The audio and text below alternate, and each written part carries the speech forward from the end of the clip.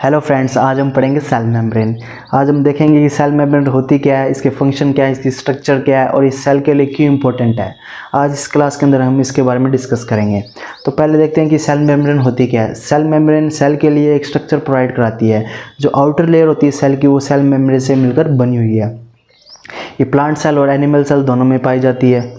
और वहीं बात करें कि सेल मेम्ब्रेन बनी किस चीज़ से है, तो सेल मेम्ब्रेन बनी है प्रोटीन से, लिपिड से, कार्बोहाइड्रेट से। और प्रोटीन के अंदर, प्रोटीन में देखें तो प्रोटीन इसके अंदर 60 से 80% प्रोटीन होता है। और लिपिड की बात करें तो लिपिड इसके अंदर 20 से 40% लिपिड होता है। लिपिड कौन सा होता है? फास्फोलिपिड होता है, कोलेस्ट्रॉल होता है। और कार्बोहाइड्रेट्स के अंदर देखें तो 2 से 10% इसके अंदर कार्बोहाइड्रेट होता है। और इसकी मेन फंक्शन की बात करें तो ये सेल मेम्ब्रेन की सेमी पेरिएबल मेम्ब्रेन होती है, जो सिलेक्टिव एलिमेंट्स को या सिलेक्टिव पदार्थों को ये अपने अंदर आने देती है। उसके बाद बात करें तो इसकी स्ट्रक्चर की, बात करें तो इसकी एक स्ट्रक्चर दी थी जो सिंगर और निकोलस नामक वैज्ञानिक द्वारा दी गई है। इन्होंने एक मॉडल दिया था जिसका नाम फ्लूइड मेसोक मॉडल है। ये मॉडल सर्वमान्य मॉडल माना गया है। और भी मॉडल थे मगर इस मॉडल को ही सर्वश्रेष्ठ मॉडल कहा गया है।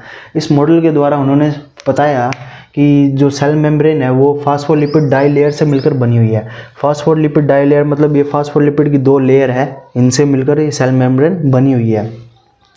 और इसकी एक, अब हम इस भाग को काटें और इसको देखें, गौर से देखें, तो हमें ये मिलेगा कि सेल मेम्ब्रेन में जो ये गोल आकार का भाग है इसको हम हाइड्रोफिलिक बोलते हैं। हाइड्रोफिलिक एरिया वो एरिया होता है जो वाटर लविंग, जो ये पानी के संपर्क में रहता है, गोल वाला भाग, इसको हाइड्रोफिलिक एरिया बोलते हैं। जो यहाँ पे आपको दिखाई दे रहा है, ये हाइड्रोफिलिक एरिया है जो कि पानी के संपर्क में रहता है। ये इसका हेड पार्ट है। ये मेम्ब्रेन का हेड पार्ट होता है। इसको फास्फेट के द्वारा ये बना गया है और इसके हेड पार्ट कहते हैं इसे। और यही इसी बात की, इसके नीचे वाला हिस्से को इसको टेल वाला भाग कहते हैं। और ये टेल वाला भाग फैटी एसिड से मिलकर बना हुआ है और उसको हाइड्रोफोबिक एरिया बोलते हैं। ये हाइड्रोफोबिक एरिया है और ये हाइड्रोफिलिक एरिया है। ये फास्फेट से मिलकर बना हुआ है हेड वाला एरिया, तो और ये जो नीचे वाला टेल वाला एरिया है तो फैटी एसिड से मिलकर बना हुआ है। इसे सेल मेम्ब्रेन की टेल बोलेंगे। इसे यहाँ पे इस एरिया को इसको हेड बोलेंगे। ये जो गोल वाला एरिया होता है वो बाहर की तरफ होता है, जो ये टेल वाला एरिया वो अंदर की तरफ है। ये हाइड्रोफिलिक एरिया ये वाला है और हाइड्रोफोबिक ये वाला एरिया है। अब इसकी बात करें तो उन्होंने ये और बताया कि सेल मेम्ब्रेन के अंदर जो सिलेक्टिव एलिमेंट्स होते हैं जो अंदर आते हैं वो किसके थ्रू आते हैं, वो 2 प्रोटीन होती है उनके थ्रू आते हैं। एक तो इंसेंट्रिक प्रोटीन होती है और एक होती है एक्सट्रिंसिक प्रोटीन होती है। इंसेंट्रिक प्रोटीन होती है और इंसेंट्रिक प्रोटीन, ये इंसेंट्रिक प्रोटीन होती है, ये अदर एलिमेंट्स को या मटेरियल्स होते हैं जो जैसे ग्लूकोज हो गया, H2 हो गया या अदर इंपॉर्टेंट आयंस होते हैं, उनको अंदर सेल के अंदर आने के लिए पाथ प्रोवाइड करवाती है। ये प्रोटीन का मेजर वर्क ये है कि ये बिना ATP खर्च किए जो मॉलिक्यूल्स होते हैं, जो ग्लूकोज H2 आयंस होते हैं, वो सेल के अंदर आ सकते हैं। इसके अंदर कोई एनर्जी की रिक्वायर्ड नहीं होती है। और वहीं देखिए एक्सट्रिंसिक प्रोटीन के अंदर एनर्जी की रिक्वायर्ड होती है।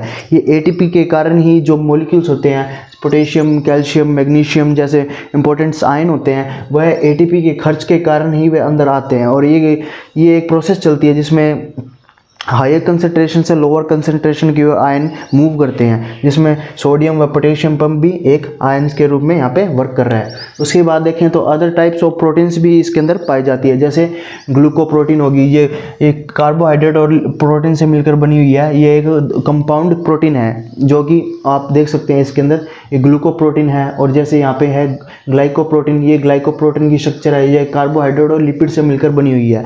और ये बहुत सारे टाइप की यहाँ पे प्रोटीन पाई जाती है, क्योंकि ये 60 से 80% भाग प्रोटीन का निर्माण करता है यहाँ पे, कि अलग अलग यहाँ इसके जो फास्फेट ग्रुप है इनके ऊपर प्रोटीन्स पाई जाती है। जैसे अलग अलग स्पेसिफिक एलिमेंट्स को लेके जाने के लिए स्पेसिफिक प्रोटीन पाई जाती है। जैसे H2O, जैसे वाटर को लेके जाने के लिए एक्वा प्रोटीन पाई जाएगी, और वैसे ही ग्लूकोज को लेके जाने के लिए ग्लूकोप्रोटीन पाई जाएगी, जिसके लिए वो स्पेसिफिक पाथ प्रोवाइड करवाते हैं जो सेल के अंदर एलिमेंट्स आ पाएँ। कोलेस्ट्रॉल है, ये कोलेस्ट्रॉल ये कॉन्ट्रैक्शन और रिलैक्सेशन का वर्क करता है यहाँ पे, जहाँ पे ये सेल मेम्ब्रेन को फ्लेक्सिबिलिटी और रिजिडिटी प्रोवाइड करवाता है। ये रिजिडिटी और flexibility on the basis of temperature के बेस पे ये प्रोवाइड करवाता है। उसके बाद हम देखते हैं कि इसके फंक्शंस, सेल मेम्ब्रेन के फंक्शंस देखें तो हमें ये सेल को सपोर्ट प्रोवाइड करवाती है, ये सेल को एक स्ट्रेंथ प्रोवाइड करवाती है, और ये सेल को साथ में cell recognisation and immunity provide करवाती है। जो हार्मफुल बैक्टीरियाज या कोई वायरसेस होते हैं उनसे प्रोटेक्शन प्रोवाइड करवाती है, और जो एलिमेंट्स जो सेल को चाहिए हैं और जो पोषक तत्व सेल को चाहिए हैं वही सेल के अंदर आए, इसलिए एक बैरियर का काम करती है ये। उम्मीद है आज का लेक्चर आपको पसंद आया होगा, और सेकंड लेक्चर में हम माइटोकॉन्ड्रिया को पढ़ेंगे। आज के लिए इतना ही, थैंक यू।